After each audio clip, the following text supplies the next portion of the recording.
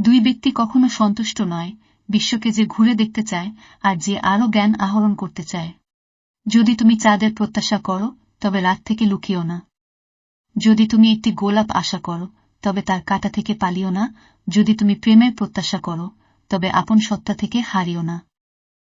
যা কিছু হারিয়েছ তার জন্য দুঃখ করো না।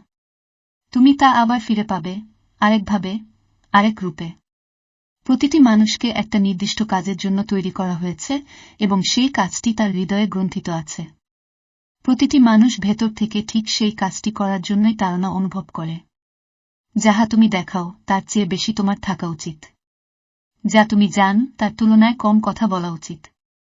একটি কাজ না করার পেছনে হাজারটি অজুহাত দেখানো যায়, কিন্তু কাজটি করার জন্য একটি কারণই যথেষ্ট। আপনার সময় নেই এ অজুহাত গ্রহণযোগ্য নয়। কারণ সময় কোনো কাজে ব্যয় করবেন তা নির্ধারণের অধিকার আপনার রয়েছে। মাঠে পরাজিত ব্যক্তি জিততে পারে, কিন্তু মনের দিক থেকে পরাজিত ব্যক্তি কখনো জিততে পারে না।